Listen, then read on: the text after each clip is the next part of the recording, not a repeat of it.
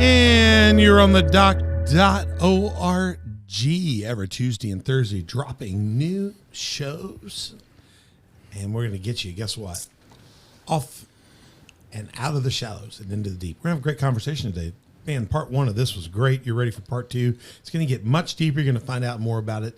But you got to get on YouTube to find us, Spotify, iTunes, Google Play, Facebook, Roku, Rumble, and Sermonette. You can find us on those as well. But we really like YouTube, Spotify, and iTunes. They take good care of us. Go there. And we also would love to hear your inquiries, your comments, all positive. You can ask real questions, but we just don't do anything nasty. We don't do nasty. We'll delete you. Facebook, Instagram, Twitter, Telegram, Getter, because we're about lifting up people in the name of Jesus Christ. Mm-hmm. But if you're wanting to find out more, just enter into conversation with us. Love to hear you. Once you find us, hit subscribe, like, notify, comments, hit notification on your platform so you always know when we're bringing another one at you. And we'd love to have a partner and sponsor through Patreon. Go to Patreon, look up on the doc, and there's 4 ways to partner, 3 ways to sponsor. We can talk about your organization, your business, and connect with you and make you a part of our show here, right here. Today, I didn't mention this much in the first show, but John brought us in. Look at this. It's a Heron House of Hope.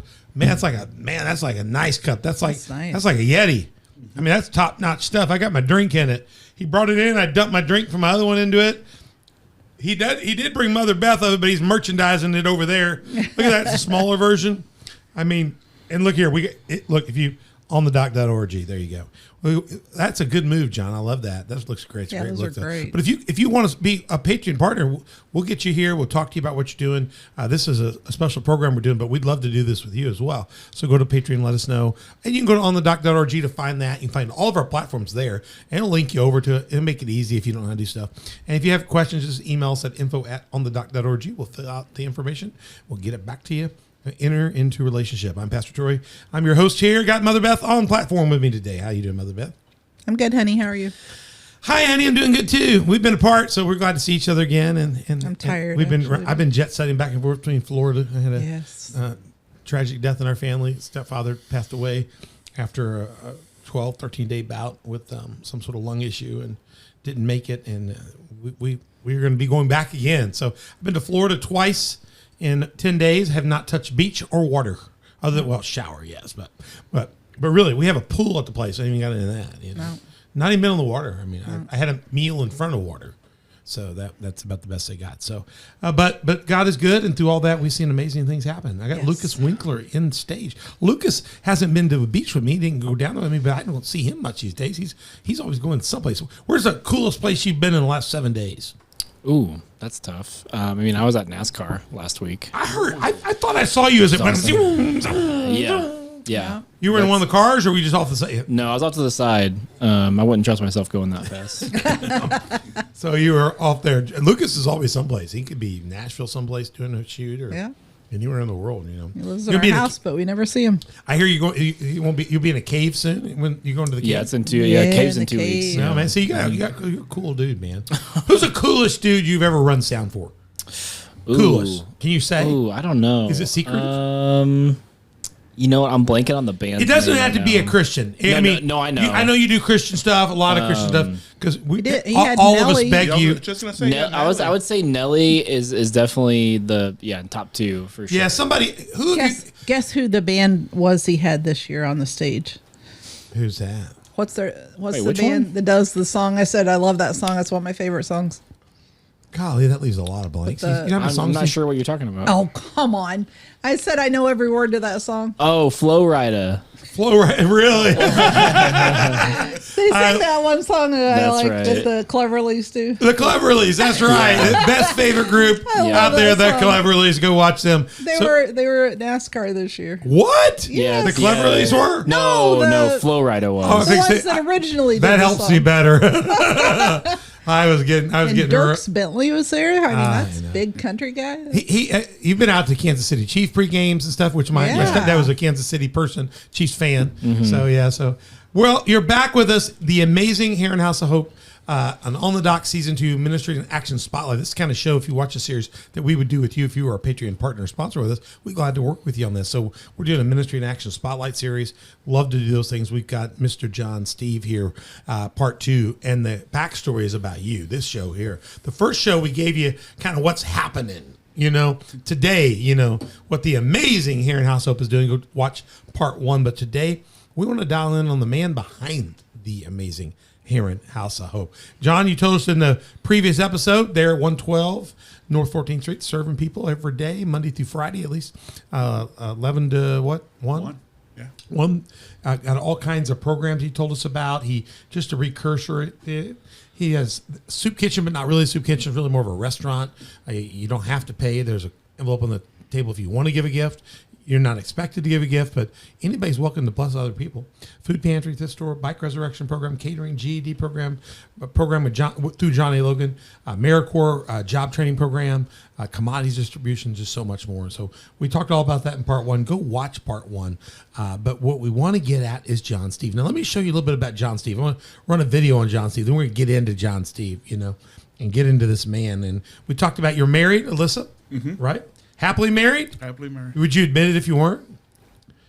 No. He shakes his head no. I saw him at church Sunday. They're like happily married, at least for that moment in time. She said, "You're taking notes, right?" Yep. She said, Alyssa sat next to him. Your wife's got.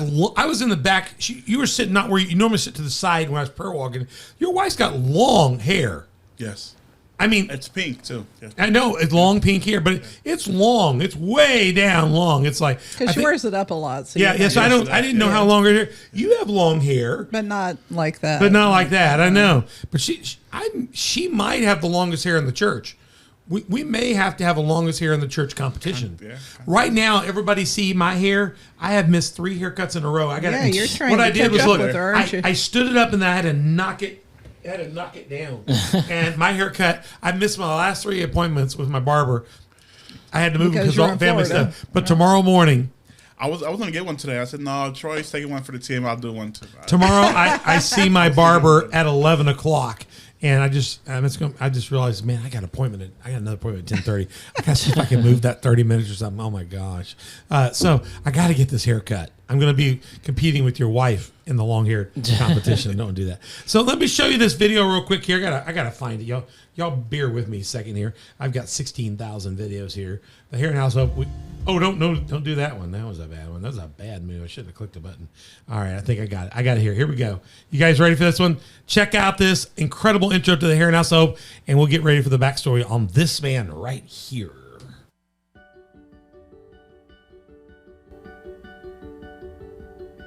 Hey everyone, John Steve, your director of Heron House of Hope here in Heron, Illinois. We're here just to tell you that we are more than just a soup kitchen. We've been able to establish not just a soup kitchen, but a food pantry, a thrift store, a free summer meal program, free GD classes from John A. Logan Community College. I want to talk about and elaborate on each of these programs here, what we've been able to accomplish through your generosity and through your support. Heron House of Hope Soup Kitchen became the first soup kitchen in the whole entire region to operate as a restaurant style. What does that mean? That means anyone in our community can come in here for a free meal. You are greeted by a volunteer who will greet you, welcome you as you walk in, and then you get to walk in and sit down in the dining room, have a seat anywhere you like. There's a menu on the wall. Every person is given a 2 entree choice, Monday to Friday from 11 a.m. to 2 p.m. Our volunteers are always on standby and will love to serve you. So please come to Heron House of Hope, to our soup kitchen between 11 a.m. 1 p.m. Monday to Friday, and let us serve you. We also have our thrift store. Anything that's generated in the thrift store goes and supports our soup kitchen. So anyone's more than welcome to make a donation to our thrift store. Please come shop in our thrift store. Our team in our thrift store will love to assist you with any household items, with any clothing items as well. Please consider Heron House of Hope Thrift Store to support, because again, you are supporting those in need through hunger relief in our soup kitchen. We also have a great food pantry here as well. The food pantry, everything is donated and generated from the community support. So we truly appreciate your support. Any donated items goes in to assist those in need on a monthly basis with food assistance. We also have the free summer meal program through the Illinois State Board of Education. We want to get the word out that every child in the community does not need to be hungry at all. While they're out of school from May to August, we would like to feed every child under 18 as much as possible. Since 2013, we've been able to establish a wonderful relationship with John A. Lokey Community College to offer their free GED classes here on site at Heron House of Hope. And that's between 2 p.m. and 5 p.m. Any information needed for the GED program, please reach out to John A. Lokey Community College. As I mentioned, the soup kitchen, the thrift store, our summer meal program, our free GED classes, but also our food pantry. So please let us assist you to the best as possible. And nothing else, man, my goodness, we have volunteers and patrons on standby who would love to give you a testimony because of your generosity and your support. Their life has been truly impacted. Wow. That's pretty good, John. I shouldn't have to say anything else, right? I know. I mean, you did a good job with that. That's great. Yeah. Hey, would you help us, Lucas, for a second? Yeah. This was produced by Daniel Lopez, correct? And me. And you, the two of you, you guys did this. Yeah. I just want you to know the quality of all of these items you do for us is just phenomenal. Yeah. It tells the story so good. We had videos in the past and people have helped us, and we thank God for them. They got us here. But to have you guys come in and capture what we've done there, even the sky camera that on the with flying thing Daniel does, the drone, and the camera work and the editing y'all have done. Just I feel like I mean what you're seeing is authentic. Yeah. So is there a way people can reach out to you if they need to? I know you guys are professionals. We hired you guys to do that. Tell me about that. Yeah, so I mean, the best thing you can do is Daniel no longer lives in Southern Illinois. He actually lives in Nashville now, working for a huge agency there. But if they do want to reach out to me, and I can always call Daniel and have him assist me on a shoot, you can go to produceperform.com and fill out the form there and just give me a contact, and we can get the ball rolling on any project and anything. Repeat that again. Produceperform.com. Okay. And if you don't lose that, don't worry. Just email us at info@onthedock.org. Ask Donna to give you contact information for Lucas Winkler, and we'll get him to you. They do a phenomenal job. These guys love the Lord. And if you've got a church or you've got a project that you want to highlight, spend the resources, because the resources will make themselves back in the way we get support. We put this out last year. I'm going to say this. We put this out last year. These are new videos. 10 year was our 10-year anniversary last year, and those videos raised last year $60,000. Wow. We did that at a Family Fun Day last year. That's just an example of those, and we'll be using those for a while. They're not dated, so we were smart on it. We can use those for 4 or 5 years. We use the other ones about 6 years too long. John and I look totally different, and the previous year we raised $76,000 using that kind of production. Wow. Just amazing. And what's cool about this one is what I love about this one. Let me go back to 2020. We raised that during COVID when nobody could come to Family Fun Day. Yeah. 72,000. All these numbers are twice what we used to raise by ourselves in the park. And we've got one coming again September 11th. John and I are fixing to get to work on that. We got to talk about how we're going to do that with us going, but we know how to do it. So September 11th, look for Family Fun Day. Great videos, Lucas. And I'll tell you what, John, Lucas knows if I get it in one take. If not, it could take me 12. And I'm good on the fly. I did mine on the fly too. But you're also great on the fly. And that's what I love about working with you is that. So John is behind the Amazing House Soap is this man, John Steve. We know married. We know you got 3 kids. But John, I know when I was first introduced to you, it wasn't you. It was a man named Mike. He came and said, we were young. We hadn't started yet. Had we done our first Family Fun Day yet? We'd already done the first one. Yes. We had our first year, which means we were in the were we renovating the building? Correct. We Okay, just got the good. building. Thank you for helping me. We raised one. We did a Family Fun Day with nothing, and we raised a bunch of money and commitment, and we began to buy a building and renovate a building, and it took a year almost to do that. As we got closer to the next Family Fun Day, our plan was to have it ready to launch. And before that, we began a search for a director. And we got steered. The brother that had pointed us his direction didn't know John from Adam. I just didn't like the idea because I've been involved in Methodist Church and I'd interacted with the agency before, and I thought, man, these things are always kind of got a lot of loopholes, and I don't know if I want to do this. I want to stay independent.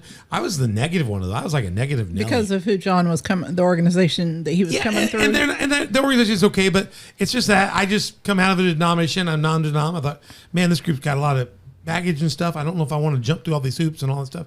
And so they said, you just got to hear the guy. Yeah, hear the guy. So we pre-met before you walked in the room, John. And I just told him, I said, you guys know I'm going to be bad cop. So we had good cop, bad cop. And when John came in, he began to talk. And when the meeting got over, I was good cop, and they weren't bad cop. They were just good cops. We had nobody who was a bad cop when he got done. And it just, I mean, when you left the room, and I said, I moved this, they were shocked. Yeah. I said, I don't even talk to anybody else. This is the man. This is the man behind the Amazing House of Hope. I never asked how many individuals you guys interviewed. We talked about several names and people. Yeah. And we talked, and we're going to bring other people in. And I just looked and said, I move it to be John Steve. Yeah. And when I didn't want anybody from those agencies. I didn't know what we were going to do. But when they said that, everybody's like, we got Mikey likes it, It was like, so that's how it happened. I mean, it just did. I mean, there was not a need to look. Everybody in the room knew the Holy Ghost said it's going to be John Steve. John, tell us, how did you, before that meeting, you were amazing. You've got, I mean, when they told me about you, I thought, man, this dude's got time behind him. He's got trouble. Tell me about your background. Yeah, gosh, I remember that interview like it was yesterday. I don't know why. I was under pressure there was going to be a one-on-one interview. Oh, I walked in the room. You didn't know it was going to be a whole committee and a firing squad? It was a whole panel. And I'm looking at him like, I was like, no. Oh, gosh. Who's this guy from Chicago? I'm born from Chicago, so I shouldn't gripe, So, but who's this guy? Because it's like Shark Tank, and we're the guys. Yeah. You got to present it. Go ahead. I knew. So the interview went well. At least I thought it did. It went fantastic. So maybe the first 30, 40 minutes went by, and how I knew there were smart individuals in the room. They said, well, we heard you, and you answered all our questions very well. I believe what was said. And they said, Troy was the one who says, I just got one more question. What led you down here? Yeah. And where are you striving to be in life? That led into another whole 30, 40-minute interview. That's where you got me. You answered it. You answered. You shared your heart. Because I tried to withhold my actual past and what I had overcame and what I'm going through. And at the time, my brother had just gotten killed. And my gosh, there was just so much on my plate. And, he was killed in Chicago. Correct. And I thought maybe my past wouldn't, it would hinder me. So, and that's when everything came out. Mm-hmm. When Troy asked the question, when I thought the interview was done, I was like, yes, no. We get done with the interview, and people are like, my problem was never that you were in prison, that you had to do time. My problem was you're from Chicago, and that agency was recommending you. And I thought, I don't know about this. I'm a lure of institutions. And as you talked, I was just in love. And when you answered my question with just this powerful testimony, I mean, you had me. It's so funny when you got done. The room flipped a little bit when we had the discussion. A couple of them were like, well, how are we going to explain this to our congregations that he did time? Right. And I was like, who cares? Look what he's come from. Look what he's done. The people he's going to serve, and he's going to give them the hope. 1 Peter 3:15. That's my life text. 1 Peter 3:15. I'll show you right here. Be prepared in your hearts to set apart Christ as Lord, and be prepared to give an answer to everyone who asks you to give the reason for the hope that you have. John answered that question. Bells on. Yeah. And he did it with gentleness and respect. And you did that. I told people, I don't care what you tell your people. Tell your people that's a guy that can get them out of it. All of us preaching at them. I mean, we just sound like the preacher man. Yeah. And I just loved it. Go ahead. Tell us what happened. No, I when you asked that question, I took a deep breath. And I said, Holy Spirit, just please lead me. Man, let every word be your word from there. Yeah, so, gosh. So, long story short, man, I grew up in Southside Chicago. On the South Side. South Side, not your suburb. Is that the song, Leroy Brown? Is that the same side that's the Bad Leroy Brown? Bad, yeah. Was he on the South Side? I think it's from the South Side of Chicago. You got people that say, I'm from Chicago, but they're from a suburb. And so, no, I'm not one of those. I'm what you would call the ghetto. The ghetto. Okay. The ghetto. And that's just dominated by gangs, generation through generation. For years, and legacy. Yes. You're born into even legacy of gangs. Correct. Where a typical age is around 10, 11 years old that joins a gang. Already? Wow. I was 11 when I joined the gang. Wow. And I remember the first individual I witnessed get killed in front of me. My siblings, my father and mother, bless their hearts, they did the best they could for us. But me and my two brothers always slept on the living room floor. My sisters, they shared the same bedroom. as we were just like to go to bed for next morning to go to school. Not even within 15 minutes, my parents go in the room, and then I see flashes, and I thought it was lightning. I hear the sound of the gunshots, and I thought it was thunder. Wow. Everyone, when something happens like that, everyone goes outside from the neighborhood to see what happens. Most people here, we run for cover. Hey, we're out for cover. No, it's the opposite. It's ordinary noise in Chicago. You want to find out where it's going. I remember I was so curious. I went to the window to look. My father's yelling at me, almost whacked me behind me. Get down to look at the window. So they call the police, the ambulance, and everyone's out there. My father, because he knew I already had interest to get involved with the gangs, or at least I was just hanging with some people I shouldn't be hanging with. He decides, while the guy is screaming on the ground, bleeding to death, my father decides to drag me across the street to South side of Chicago, parent education time. Yeah. one-on-one. So you got to watch a man die from that life. I'm hearing this man screaming for his life. I'm hearing my mother screaming, begging my father not to do that. Wow. Behind me. Yeah. And I'm just in tears crying because I was just powerless. Yeah. And I just watched the man die in front of me. 10 years, about to be 11 years old. Wow. That was, what are you, trauma. That's how you start. Yeah. That's a trauma right off the bat. Off the back. And everybody there is in multiple traumas Yeah. on a regular occurrence. Yeah. This last weekend, it was, I saw 55 people were shot in Chicago. Yeah. I think there were 20 killed. I mean, that's 55 people that could have been killed. Some bad shots, thank God. But 20 people killed, 55 shot. That's more than you will see in Iraq or Iran, or you'll see in sometimes Ukraine. There probably wasn't 55 people killed in Ukraine that day. That's an ordinary weekend. It's a rough place. It is. It's very rough, and so fortunately, when you grow up in a community like that, and when that's all you know, that's all you see, that's all you hear, that type of life. Will people turn to the gangs for protection so they can find a safer place? Some, you got some who are forced into a gang at the young age, Right. as I mentioned. You got some that you feel like you have no choice because maybe you decide not to join a gang, but your best friend who you're going to 6th grade class with, he joins a gang, and you guys are walking from school going home, or walking to school from home, and the rival gang comes by and sees you hanging with them, walking with them, and you're guilty by association. Is this 6th grade and you're guilty at sixth? Yeah. At 6th grade, you can be guilty. You have to look over your shoulder. It's survival moment by moment while you're at 5th, 6th grade. It's just sad. I know one of the craziest things after we'll keep going with your story here. I remember the first Family Fun Day you were here.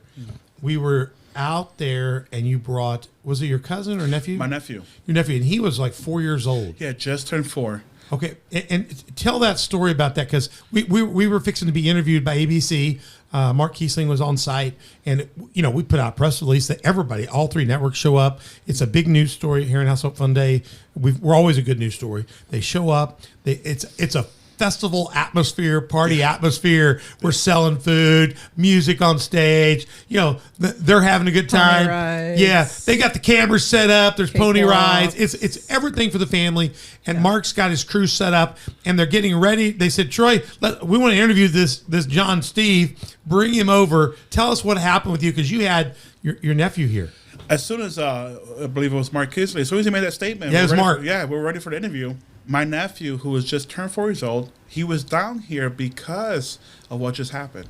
What just happened in Chicago was he was caught in the crossfire of a gang shooting. They were actually trying to shoot. The rival gang was trying to shoot at my sister and her boyfriend. Oh my! They were trying to shoot at my sister and my boyfriend because they refused to move out the neighborhood. Wow. They were living in the neighborhood they were not supposed to be living in. So you're assigned. You can just be living in the wrong place. Yes.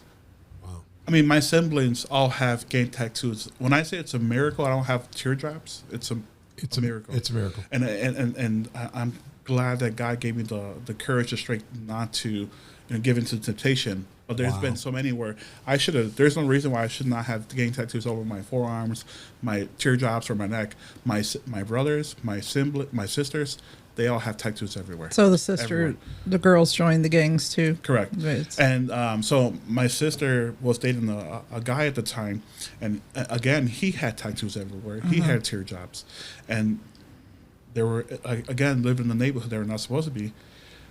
the rival gang seen them outside, decided to start shooting. Right before they started shooting, my nephew comes out the gangway to get my mother's attention because his sister, there was something wrong with his sister in the apartment. So he had just went to go get my mother's attention like he was supposed to. By that time, it was too late. They had started shooting. Missed my sister, missed her boyfriend, and shot him, and the bullet went through his A stomach. 4-year-old boy 4-year-old boy. shot through the stomach, Correct. and he lives. He was in critical condition for a whole week. and now he's in Southern Illinois healing up. Healing. I saw the scar. He showed me the wound. Yeah. The little boy showed me the Yeah, wound. you want to see my owie or Yeah, Maui. Yeah. Little kid can't even boo-boo. say what it was. Yeah. A boo boo. And though he was stunned, I saw when Mark asked you to come over, and he was like, there's a microphone here. His first words to me were, I'd met him. He says, "Can I be this close? We're the bodyguards." And I think his words were, "What happened here?" What happened? Did somebody get shot? Because where he's from, the media comes out when When somebody gets shot? it's something bad's happened. something bad, yeah. And up there, the reporters have to have bodyguards to watch themselves and protect them there, or they would be shot at. So he's asking. We're at a festival. We got children's rides, ponies, and stuff. And this little 4-year-old is like, I can't be near this guy. I'm going to get pulled down by a bodyguard and who got shot. So you're 4 years old and you've already had this traumatic event, and not just traumatic. You're a victim of it. Just amazing to see his face later as he got to go ride and go do all this stuff. Got to have so much fun that day and not to have to worry about anything. Yeah. I remember that day like it was just yesterday, man. And I do too. When I do too. I would never expect for him to. I guess I should have known better, but I had lived down here for so long, and he had just happened to him where he just got shot. He's down here trying to recover, and man, Just amazing. he just totally shocked us. He just shocked us with those words. So tell me, you recognize things were going on, but you got in trouble. Tell me how you got in trouble and how you got out, and then how did you get here? Oh my goodness! You made it through the interview, but how did Yes. you get here? Yeah. So I lived a rough life. And I'm just very fortunate to be here to talk about it and to just been blessed, man, been redeemed by grace and turn my life around. But you did join the gang, I even did join after the your gang. dad I took did. you out to. After the midst of everything that had happened, the midst of regardless of how many friends already had lost, I had lost because they had gotten shot and killed. I still decided to join the gang at 11 years old. And from the age of 11 to the age of 17, I just lived a lifestyle of insanity, violence, drug abuse. Did you stay in school during that time, or? No, I was always ditching while I was in 6th grade.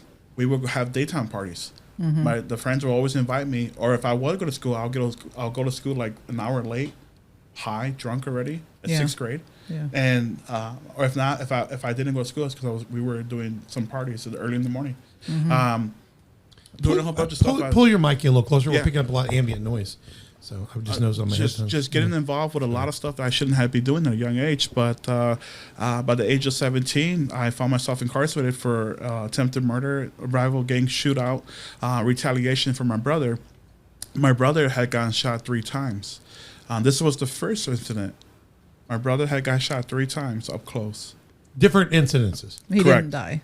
He didn't die. He at the didn't time. die. He got didn't shot 3 times. He got shot 3 times in the stomach, survived. He had to wear a, what do they call it, colostomy bag? Yeah. Uh-huh. He had to wear that for almost 2 years. While it healed up. And it was incarceration. I was just so deep involved with that lifestyle. There was only 2 ways I was going to get pulled out. One, incarceration, and hopefully one day the light bulb will come on Yeah. while I'm locked up. Or 2, I was going to have to be killed. Yeah. There was no way. You could administrate me. There was no way. So you got locked up, went to jail. What changes? You're in jail. I'm sure you have gang members in jail. Correct. I mean, how did you break that cycle? Yeah. So I did altogether. I served about 5.5 years incarceration, and I was in Cook County Jail in the max for about 4 years and 3 months. During that term, I would say maybe my 3rd year in, I just had hit rock bottom, and I was just sick and tired of being sick and tired, and I was just so desperate. I was just so hungry. I was just so starving for just a glimpse of hope. Wow. I mean, the desire was there, but I didn't know where to seek or how to retrieve this glimpse of hope. Did you have any kind of upbringing in church at all? No, you mentioned that. It's funny because I gave my testimony to the youth that came today to volunteer, and I told them, they asked me, "Did you ever go to church when you were young?" I said, "You couldn't." And I said, "Why?" And I said, "Well, my father wanted me, so I joined the gang at 11. Maybe by the age of 13, my father was trying to take me to church." And I said, "You can't, Dad." He says, "Why?" "I don't want you to get shot because of me." The church was in the rival gang neighborhood. Okay. Can you Danger imagine- zone for Troy, you. can you imagine your 13-year-old son telling you, You can't go. I can't You go can't because I'll get go. you shot dead. So there was not even a respect for that. I mean, It wasn't a safe day. You couldn't go. It's church day. Everybody goes to church just as long as you're back by. our church wasn't a safe zone, or No. no? Or I mean, I remember times where the gangs would wait for us, if you would. They heard you went in. They're going to wait on you to come out. yeah. Wow, that's amazing. Maybe there was a wedding or something at a church and they knew about it and they'll be Even a outside. funeral or something. They would. Oh, cross- and the funeral. I've been to funerals where the rival gang will come and shoot up the funeral home. Right.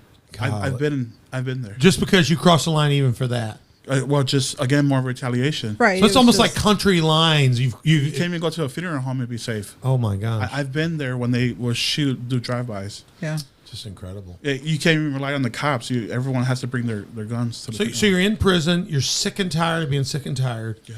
What turns a light on somewhere? You know what? I don't want to say I was brainwashed, or mostly just deceived. I just didn't.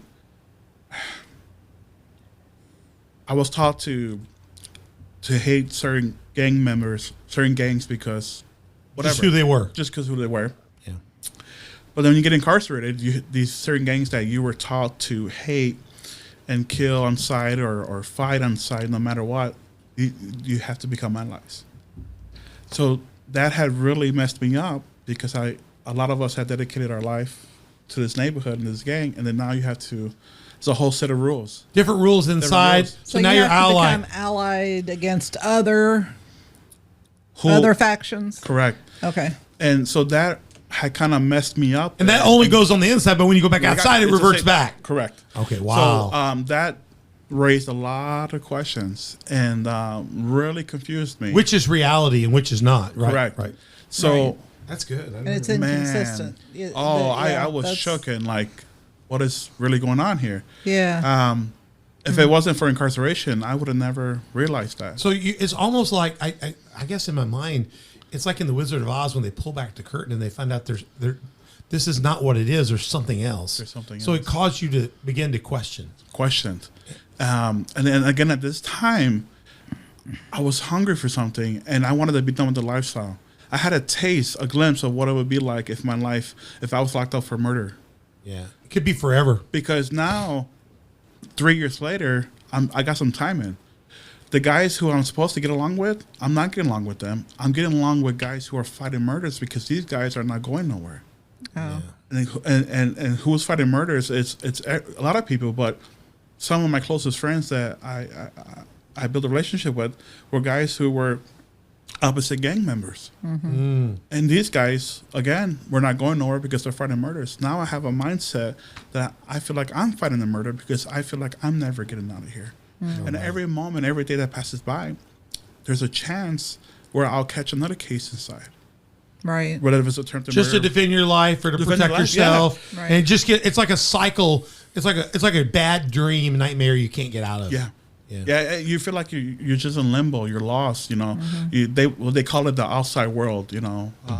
And it was just a place that would seem so dark. But the Gideon ministry would volunteer their services. Are we talking about the Gideons that put the Bibles in Correct, the hotel? correct. That go into Yeah. prisons and just simply present a Bible? Yeah, The Gideons, the Gideon- old school Gideons. old school. Still putting in the work. I know Gideons are still working. Yeah. They have sent Bibles with me all around the world and country Yeah. on my trips. The Gideons. The Gideons. What do the Gideons do? So every weekend, I believe it was a Saturday or Sunday, they would go to the what they call the bubbles, and they would just preach to everyone. They knew that gang members cannot just go up to them And talk receive to the them. word and talk to them. So what they will do is they'll stay there for about 30 minutes, and they'll just preach the gospel, and they'll just pray over us Yeah. while nobody's even talking. So you're absorbing engaging. that, Yeah. but you can't engage it. Right. You're absorbing. Right. One day I just got sick and tired of being sick and tired, and the biggest thing is fear, and I just wanted my chains to be broken. I wanted to be set free, Yeah. and and I wanted Christ in my life. This time, generally, not God, get me out of this, and I'll do this or whatever. Right. I want wanted free. that relationship, and I just knew that this life, I just felt that incarceration was going to save my life. That lifestyle was not intended for me. There was a whole new life awaiting for me. I just had faith. I knew that, and that sensation just started to burn more and more. That just made me go to that Gideon to go up there and to receive prayer. That's amazing. And he just put his hand over my shoulder. And you were taking a huge risk. Huge to risk. do that. And he just said one word: repent. Wow. Repent, repent, and he led me to the Lord right there. That's in the amazing. Lord prayer, Wow. and I just felt a huge relief, a huge load off my shoulders. And But that's a Shadrach, Meshach, and Abednego moment when you're Yeah. coming and letting this man of God in the place pray for you in front of everybody else who's kind of bowing to the system, so to speak, to take that risk. It was like you were risking your life at that point in time was. for the gospel's sake. So I was. what happens? How do you go back? What happens when you turn around and go back? I turned around. I had a meeting with a couple of guys inside and said, "I seriously want to be done." That was it. I said, "I'm asking you to either respect and honor that. If not, I'm willing to face the consequences." Yeah. Wow. Do what you got to do. I just Put me in the furnace, yeah. but I'm not going to do this. I'm not doing it. I'm done. I'm done. So did these guys? Did they threaten you? Did the Holy Spirit speak to them somehow? No, What happened? There was a 50-50. There were some, whether they're inside or outside, felt a certain way, and but for the most part, the guys inside, who had more control, honored that and said, "You don't have to worry about nothing." We're still going to watch over you. But yeah, We respect that. yeah, and so I did that, and I remember the Gideon member encouraged me to start going to services, get to hang around people that know the word, let them introduce the word to you, and form some type of Bible study, and just try to. I remember when he first told me the best way to build a relationship with Christ is through His Word, and yeah, I remember I'll read a verse here and there, and there was times where I would starve and I had nothing to eat, and I would just have the Bible. I'll sleep on my back, and I had the Bible over my chest. I'll fall asleep just like that. Wow. Just to get me through. That's amazing. Man. And so you get out of this prison. You're in Cook Well, how County. long did you stay in prison then after that happened? So at Cook County Jail, I did 4 years and 3 months there. Really quick, the reason why I did so much time there, because the typical, even for attempted murder like me, fighting that case, you don't stay there that long. But I went to different paid attorneys. I had 3 paid attorneys, and then my 4th one was a public defender. My first paid attorney was Italian. He worked for he was for the organization. He got locked up for cocaine himself. Oh no! Oh, gosh. Yeah. So your case starts over. So yes. So every time that's what happens. So that was the problem. So anytime you get a new attorney, your whole case starts all What? New motions, new motion discovery, discovery. Exactly. New discovery. They Yeah. That's have not to- your fault. That's- No, It's not. and you're just stuck in there. I'm so all over again, a whole another year. That exactly that's God. And, what happened. and then you're down to a public defender, and they're like And I could get stuck with you. Yeah, he's like, "You've been here this long?" I was like, "How long you been here?" I said, 4 years, 4 years and 3 months. He goes, "Oh." He goes, "Why was the other one trying to offer you 18 years for this case?" Oh, and the other case, I got caught with knife, what they call shanks. I had 3 of them in the cell. So they put a case, the state's attorney put a case on me. So now I'm fighting 2 cases. He goes, "Why is he trying to give you 18 years and this is your first time here?"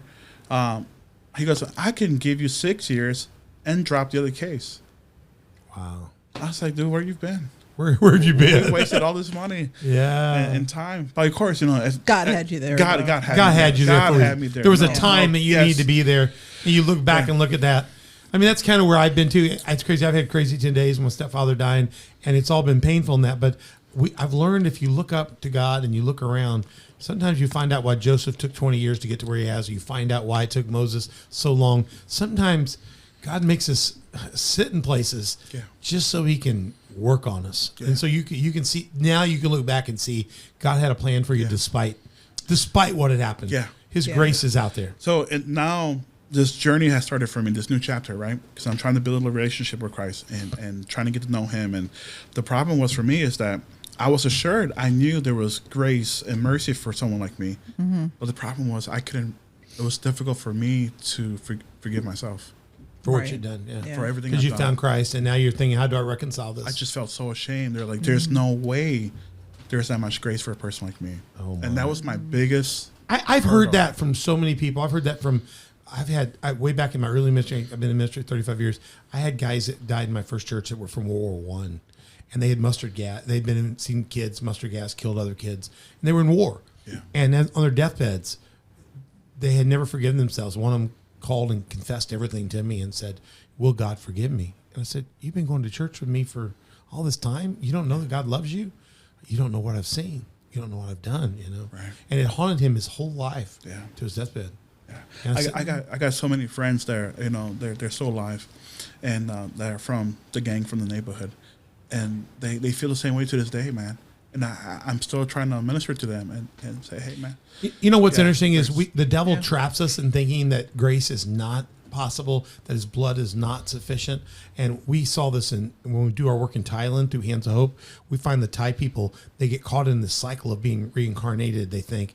And so if they had a bad life, they might sell themselves into prostitution. The parents might sell their children into prostitution, and the child will go into prostitution actually voluntarily because the parents sold them to need money, thinking, if I do this, I'll come back better the next time. I will, through prostitution and helping my parents with the money from my prostitution being sold, their God will, or the karma will bring them back. And so there had no belief in Buddhism there that God could change you now. You've got to pay the ultimate price first. So there's like no hope alive.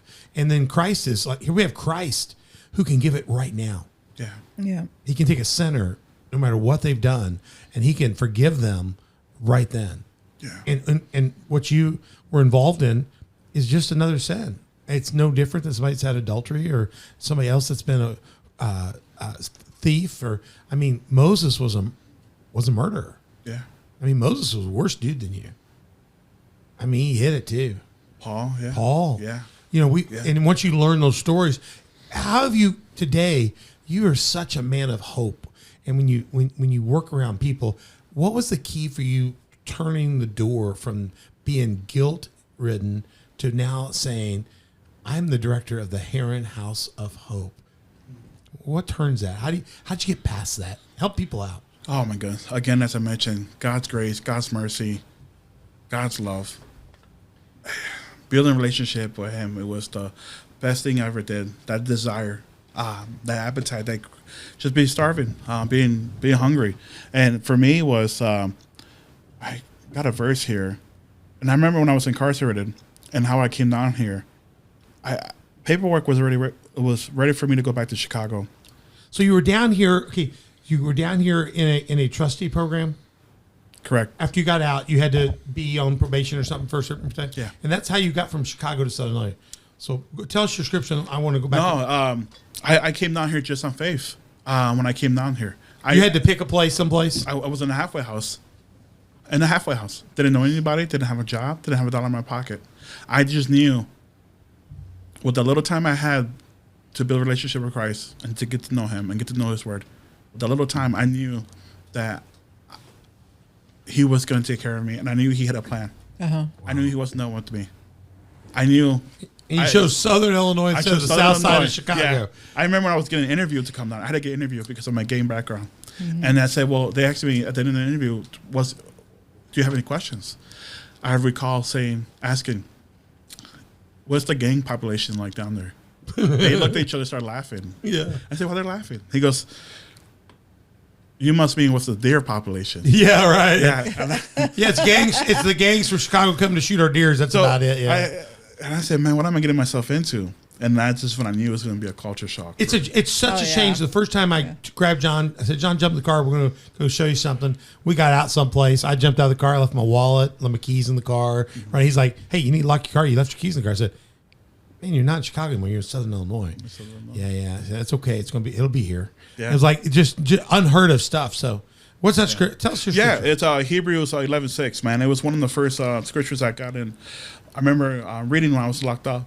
And without faith, it is impossible to please God, because anyone who comes to Him must believe that He exists and that He rewards those who earnestly seek Him.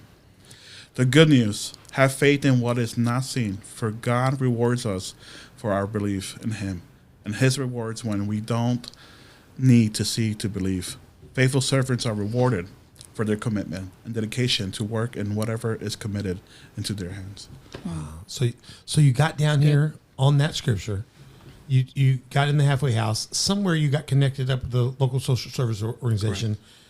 And at some point in time, they said, we've got a guy that is our best of the best.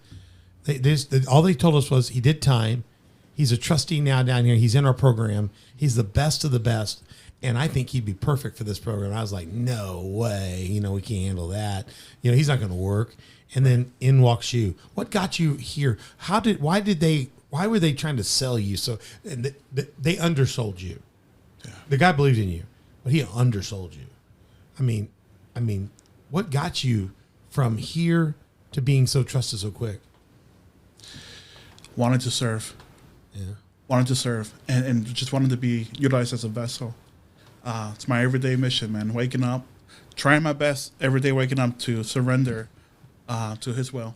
Wow. And then not only started my day off like that, but also to remain just being a vessel and just try to keep it simple from there. So was it just the Gideons that helped you to grow? The Gideons in the prison stage. Yes. And then I went to Southwestern Illinois Correctional Center, SWIC, which is a therapeutic program, minimum state prison, and received a lot of counseling there. And they taught me and helped me, some of that, those wounds, for so long I've been putting a Band-Aid over the wounds, but they really helped me get in there. Dig those out. Yeah. And so when you walked into the room that day to interview, where were you coming from? What had you been doing right before that? Gosh, I was a little bit of everything. I was working part-time. I was going to school at Johnny Logan. I was working for LSSI Prisoner and Outreach Ministry, where I met my wife. I was also doing a housing program. I was a housing coordinator. Supervising other people who were on parole. So I did that for a while, where I lived with other men. So not only I was in the halfway house for almost 4 months, living with men, and then the parole actually approached me. Would I be interested in starting like this transitional housing to live with other men who are coming from? And you're like a resident, like in a dorm. You're like the resident supervisor for that. Yeah. Now, can you throw out? I know I'm going to jump 10 years to now. Last week you didn't show up at the Ministerial Alliance meeting, which you're a part of, Right. and it was a special meeting. And I was in Florida. I was online, and they said, "Where's John?" And I said, "I don't know. He should be here." And it was a special call meeting. So he probably has a better reason. And then Pastor Mike spoke up and said, "He's at Menards." He's in prison. So are you? Did they take you back to prison? Are you in trouble again? What's up with that? No, I hope not. Not that I know of, but goodness. So, promise God, I will never return to prison. You promised you never return. I'll never return. Have you to broke? prison. Have you broke that promise in some way? In some way. Okay, tell everybody how. Yeah. Again, that's to be a servant. Only to be a servant. So today, I'm invited to go to every state prison, every state correctional center in the state of Illinois, to speak, give my testimony, and share about Heron House of Hope and how they can utilize our services when they return to the community. Wow. So, That's so great. It's a thing called Reentry Summit. And so Reentry Summit is where it's an event they coordinate where they allow agencies, vendors, organizations, state vendors to come into the correctional center. And think of a job fair, but it's just a resource. Right. So they'll have different speakers for different organizations. I'll go up there. I'll speak for about a good 30, 45 minutes, give my whole testimony, what I've been through, let them know what gang I was affiliated with. And then I say, hey, come to our table. Let us pray with you. Let us give you some flyers. You've become the Gideon back in the prison now. There you go. Yeah. Tell me, what are some examples of prisons you've been to back? Yeah, so last Wednesday I was at Menard. I'll be going to Murfreesboro this Thursday. I'll be going to Murfreesboro. I've been to Vienna. I've been to Shawnee. I've been to Southwestern Illinois Correctional Center where I was myself. Wow. I've been to the prison up north as well. I just What, all over. did I see like you, Centralia. have I seen? Did I see some sort of correctional facility award in your office? Yes. They it's like a Bhutan, I believe. A Bhutan. Yeah. You've been on the other side of that Bhutan, I think, right? yes, I have. So you have a baton where they've awarded him Yeah. for what he's doing back to give back to people that were in a position like him. That's great. Isn't that Yeah, crazy? they wrote on a special thank you for, yeah. It's a new use of a baton Yeah. to honor that. And if you're sitting out there, you understand why we call it the Amazing Heron House of Hope. Yeah. But behind that is an amazing person in John Steve and your family. And I just a privilege to know and work with you. Now, I wanted to ask Yeah. you another thing too, going back to your brother that was shot and injured and survived that. So that was another reason how I kind of let down here. Was let down here because when I was incarcerated, so much had happened. Could write a book. And you should. And you You should. need to. Yeah. IA, Itinerant Affair, had called me inside for a visit. And I was clueless.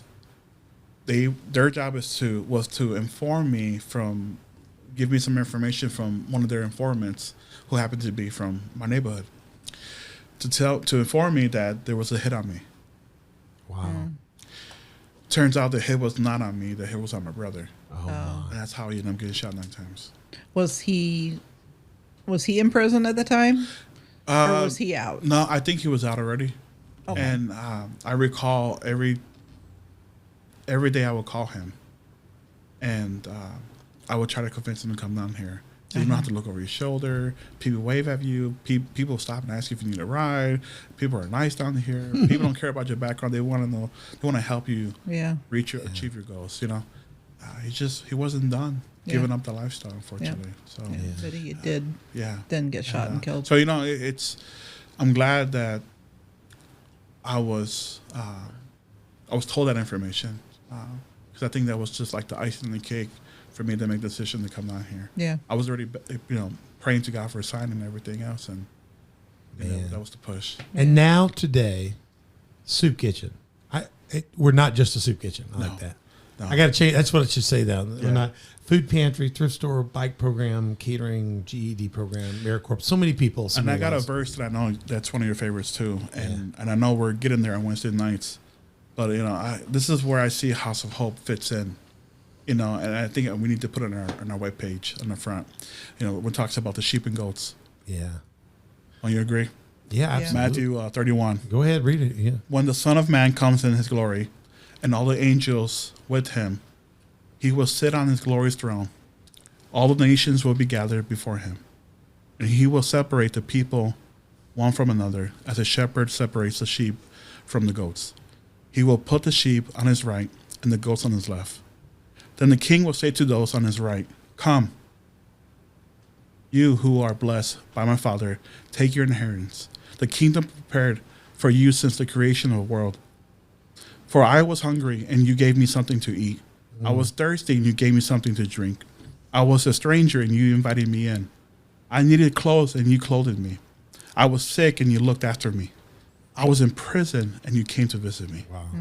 Then the righteous will answer him, "Lord, when did we see you hungry and feed you, or thirsty and give you something to drink? When did we see you a stranger and invited you in, or needed clothes and clothed you? When did we see you sick or in prison and go to visit you?" The king will reply, "Truly, I tell you, whatever you did for one of the least of these brothers and sisters of mine, you did for me." Then he will say to those on his left, "Depart from me, you who are cursed, into the eternal fire prepared for the devil and his angels. For I was hungry, and you gave me nothing to eat. I was thirsty, and you gave me nothing to drink. I was a stranger, and you did not invite me in. I needed clothes, and you did not clothe me.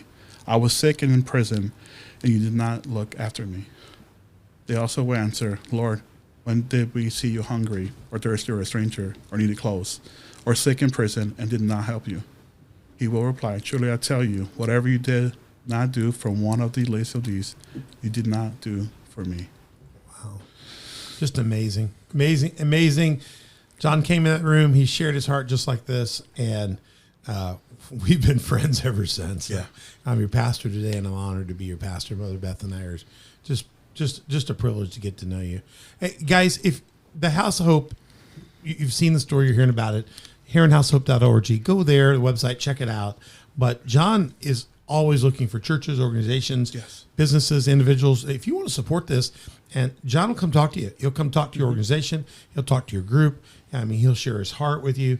And you want to find out more about it and get involved with serving, find out about the amazing Heron House of Hope, find out also about the guy behind it. John started from day one with us, and he's here 10 years later and over 300,000+ meals later and hundreds of GEDs later and so much more later. And I'm just thinking, John, as we wrap up this, and we're going to come back in a minute for part 3, and you're an example. I've been around some miracles this week. I've got miracles that we see somebody gets healed, or and somebody else that this happens. I was just thinking, you're a miracle of multiplication. The Gideon guy that went in there and shared the gospel and risked, he went in and just offered Christ to you. And what I mean by miracle multiplication, when that little boy brought his fish forward and they said, "Here," Jesus said, "Let me take this," and he didn't just feed one person. Jesus fed a crowd, and then there were basketfuls left over. Mm-hmm. You are a miracle, I consider, of multiplication. You responded, and thousands of people are being fed today. They're getting food in their car. They're getting GEDs. It's like you were broken, and through you and your brokenness and your hope, you are a projector for our organization. You're just a projector, and you are like, you're just like baskets and baskets full of bread and fish, and if we have watermelons or if we have sweet potatoes or bread or whatever, if you need something, the Heron House Hope is a projection of that, and you've got a guy that's there leading that understands no matter what you've done, you're not going to surprise him. He's from the south side of Chicago. Now, I want to close before I wrap up here, but I just want people to think you can go there and figure out how to donate. Go their sponsored day programs. There's ways to connect with John there. Check that out. But John, I know that your nephew, when he was here, he loved the day, but he started off by not understanding a place where he could, talk to a reporter about something that's not violent, not be shot. That was a part of your life. That was a part of his life already. But now you have 3 beautiful kids who haven't grown up in that. And what is it like to have kids that don't? Your kids grew up talking about being a Power Ranger. Yeah. Not in a game. No. Your kid grows up wanting to be Spider-Man or Superman. I see your kids do that. Yeah. What do you think is going to be different for them?